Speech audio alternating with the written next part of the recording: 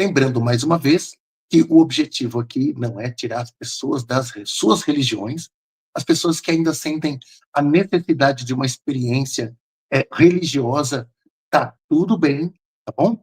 Então, o intuito aqui é de pesquisa, é de estudo.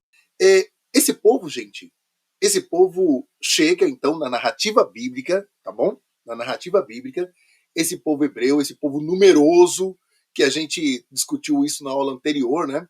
Chegando aí a cerca de 2 a 3 milhões de pessoas, né? Então, quando eles falam de 600 mil apenas homens, se for contar mulheres e crianças, algumas estimativas aí que possa chegar aí a 2 milhões, até mesmo a 3 milhões de pessoas. Então é um número muito gigantesco aí, em comparação à população egípcia e também em comparação ao tempo que eles ficaram cativos lá no Egito, segundo a narrativa, 430 anos. Essa narrativa diz que eles saíram de lá, né, com os seus animais, eles tomaram os ouros dos egípcios, as pratas e tal. Então eles saíram bem de grana de lá, saíram bem estruturados. E hoje a gente vai seguir aí para os próximos capítulos. A ideia é a gente chegar até o capítulo 30 hoje. Então, para a semana que vem, restarão apenas 10 capítulos e aí nós concluímos o livro de Êxodo, o livro do Êxodo, né, que é a história da saída do povo do Egito e indo para a terra prometida. Lembrando, gente, que nessa narrativa, né, eles vão estar sempre pontuando, o narrador, né, do livro do Êxodo, faz questão de pontuar que tudo aquilo era para acontecer para o Deus Javé, aquele eu sou, né? Nós vimos o tetragrama sagrado na aula passada, aquele que diz eu sou aquele que sou, o Deus que é. Eles estão então inaugurando no livro do Êxodo esse Deus, porque antes, no livro de Gênesis, era o Deus El. Você que não acompanhou ainda o estudo do livro do Gênesis, dá uma olhada aí no canal, tá bom? Então, assim, tá bem provado na Bíblia que o Deus lá de Abraão, o Deus de Isaac, o Deus de Jacó, que depois passou a chamar-se Israel, era o Deus El. Porém, o livro do Êxodo, eles inauguram, então, o Deus Yahvé, certo? Ou Javé. Eles inauguram, e nós falamos, né, do alfabeto fenício ou alfabeto cananeu, o alfabeto cananeu que deu a origem ao alfabeto hebraico. Nós vimos a estela, né, de Mesha ou estela de Messa. Está escrito lá no Google estela de mesa, então se você colocar estela de mesa você vai encontrar, tá bom? E é interessante, gente, olhar para essa narrativa dessa estela, que é uma escrita moabita. Né? Nós falamos aqui, está no hebraico, ou seja, né, o que deu a base para o hebraico, porque antes, né, do hebraico a gente tem toda a escrita, a estrutura da escrita cananeia, e nós já discutimos aqui que os hebreus, provado cientificamente, tá, gente, eles descenderam dos cananeus, diferente da narrativa bíblica, que mostra que eram povos opostos, né, que eles eram todos descendentes ali. Os cananeus eram descendentes de Cã, e o povo de Israel, ou o povo hebreu, nós discutimos isso também, né, o povo judeu, todos eles, né, são descendentes de Sem, que é o povo semita. Não é bem assim, e hoje nós vamos pegar umas brechinhas aí para a gente discutir, tá bom? Então, olhando para toda essa narrativa, né, a gente vai se estruturando no nosso pensamento, entendendo aquilo que é uma fantasia, a construção da jornada do herói, o que eles estão querendo apresentar ali, né? Como eu disse, eles estão apresentando um Deus, que agora vai passar a ser o Deus oficial do povo de Israel, que é o Deus Javé, que lá no livro do Êxodo, naquela narrativa do Sinai que nós lemos na aula passada, eles falam que é o Deus que está se apresentando lá, o Javé, é o Deus de Abraão, o Deus de Isaac, o Deus de Jacó, e que não é bem assim. Então aí é um enxertão que a gente está vendo aí, e que ele segue, então, na narrativa, dizendo: olha, Deus vai libertar o povo lá do Egito, Deus fez isso para ele provar que é o Deus Todo-Poderoso. Deus está humilhando Faraó e todos para provar, para mostrar que ele é poderoso. E o povo de Israel, eles precisam adorar esse Deus. A função exclusiva do povo de Israel é obedecer a esse Deus e fazer tudo o que ele quer, certo? No capítulo 14 do livro do Êxodo, a coluna de nuvem e o anjo de Deus que está sempre ali à frente do povo. Então, alguma coisa esses povos lá antigos, eles viram no céu, eles interagiram, por essa razão eles têm sempre essa narrativa. Ela entra muito como uma coisa mitológica, mágica, né, fantástica, mas esses povos antigos viram alguma coisa. Então aqui na narrativa você percebe que eles estão ali colocando que tem coisas no céu diferentes daquilo que era comum para a época. E tem coisas que interagem aqui na Terra de realidades paralelas que são diferentes. Então, dentro dessa narrativa é importante a gente ver que eles estão sempre colocando que existiu, que aconteceu coisas realmente surpreendentes. E essa é a nossa pesquisa também. É interessante, gente, que em nenhum momento eu estou dizendo que as coisas mirabolantes ali, todas, né, que estão ali narradas, não aconteceram. Alguma coisa aconteceu.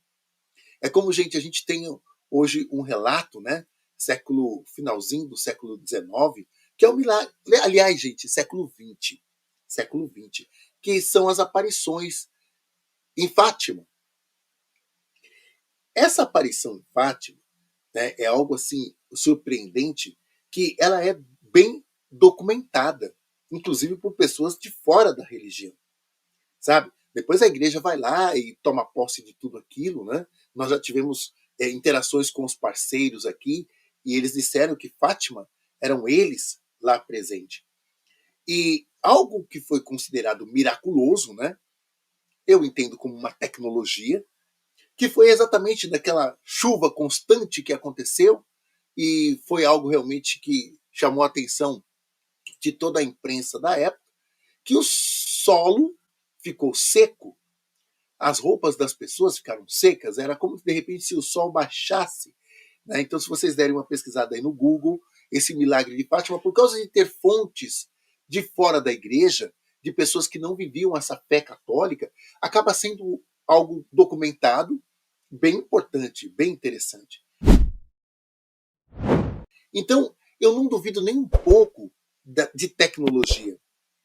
Eu já vivenciei, muitas pessoas eu conheço, já vivenciaram, né, experiências com tecnologias muito avançadas e que a gente olha para aquilo e chama aquilo de milagre. Mas é apenas uma tecnologia. Quando a gente vê uma nave, né, circulando o céu, a gente pode olhar para aquilo e falar: nossa, isso é uma coisa milagrosa. Se a gente vê um ser translúcido, a gente olha para aquilo, a gente vai chamar aquilo de um milagre, né? Então alguma coisa aconteceu com esse povo lá. Eles viram e eles fazem questão de mesclar isso com a jornada do herói que eles estão construindo. Então eles vão pegar todas essas manifestações e vão colocar na sua narrativa, provando que Deus, o Deus Todo-Poderoso, está com eles lá. Eu queria só abrir esse parêntese para vocês terem mais uma fonte de pesquisa para poder criar esse paralelo, tá bom? No Êxodo capítulo 15, Moisés levou o povo para o deserto de Sur. E lá tinha uma água que era uma água muito amarga. E o povo começou a passar por experiências complicadas ali, né? Porque eles estavam ali no deserto, eles não tinham bem o que comer, não tinham o que beber. Então eles começam a reclamar com Moisés. Moisés vai lá e pega uma madeira, um pedaço de madeira, joga naquela água, porque a água era amarga, então aquele lugar chamava-se Mara. Então o nome Mara quer dizer amarga. A gente até acha um nome bonito, né? Mas tem uma conexão aí com uma coisa que não é muito agradável, porque uma água amarga não é boa de se beber, né? Então o que acontece? Aí a água fica uma água potável, uma água agradável. Então eles passam a beber dessa água. Então agora a gente vai olhar para essa jornada, ou na verdade essa saga, né, no deserto, que é o tema da live de hoje. A saga no deserto. Eles ali no deserto e um monte de histórias, e um monte de coisas acontecendo, né? Ficção com realidade e tudo mais, né? Porque, gente, se a gente olhar para um povo que se separa dos cananeus e ele quer se estruturar ali naquela região, é uma região árida. Então esse povo viveu um tempo por regiões mais afastadas até eles conseguirem conquistar o que eles chamam de terra prometida, a terra prometida por Deus. Então essa narrativa que eles ficaram realmente um período tentando realmente ir para uma terra melhor é fato, sabe? Agora, esse número de anos, 40 anos no deserto, os arqueólogos também não encontraram cemitérios nessa região, como é narrado. Então tem coisas que a arqueologia consegue bater com a Bíblia e falar, opa, ok, aconteceu, e outras coisas que não. É como essa Estela de Mecha, que eu falei semana passada, que o rei Moabita, que é cananeu, ele começa, o Mecha é o rei, ele faz essa narrativa, né? Olha, a gente, isso, gente, 900 antes de Cristo. Então o povo hebreu já estava, o povo de Israel já estava bem estruturado ali naquela região e com poder, porque ele subjugou o povo moabita durante 40 anos. 40 anos o povo moabita teve que pagar impostos para o povo de Israel. E nessa Estela de Mecha tem essa narrativa. O rei Mecha colocando ali, olha só, né, como foi importante a nossa libertação desse povo de Israel, que 40 anos escravizou a gente. Gente, essa Estela de Mecha está lá no Museu do Louvre. Quando eu estive lá o ano retrasado, eu não tive tempo de vê-la, que era tanta coisa para ver, então acabei realmente priorizando outras coisas. Mas está lá. Né? Ela foi encontrada em 1870, 1868, depois de Cristo, levado por um religioso lá. Dizem que foi comprada, mas a gente sabe que a maioria desses objetos foi roubado mesmo, foi levado, né? E tem muita coisa roubada lá no Louvre, está lá e pronto, né? Isso não é de uma novidade, né? O que eu estou dizendo aqui. Então essa Estela de Mecha está lá e o rei Mecha está dizendo: e nós nos libertamos do povo de Israel, cujo o Deus é o Yud-He Vav-He. Está lá escrita na língua dos fenícios, dos cananeus, que essa língua deu origem ao hebraico. Certo? Então, o povo de Israel é real, gente. É um povo que estava estruturado e bem estruturado cerca de 900 a.C., já ali na região da Terra Prometida. Entende? Só que eles eram também cananeus, descendentes dos cananeus. Certo? Provado cientificamente. Então, essa narrativa conta a história, um pedaço da história. E ainda ele fala assim, o rei Mecha, nós roubamos alguns objetos sagrados de dentro de lá do templo, porque nessa época já estava construído ali o templo de Salomão. Né? Então ele narra que algumas coisas eles já tinham roubado do templo lá e para provar a potência do deus deles, que era o deus Quemos. Né? Muitos historiadores acreditam que esse deus Quemos era uma variação do deus Baal. Assim como nós temos as várias Nossas Senhoras, a gente já falou aqui disso, né? Ah, quem é essa? De Guadalupe, essa daqui é de Fátima, essa daqui é a Nossa Senhora do Bom Parto. Tudo é Maria. Tudo é a mãe de Jesus para os católicos, né?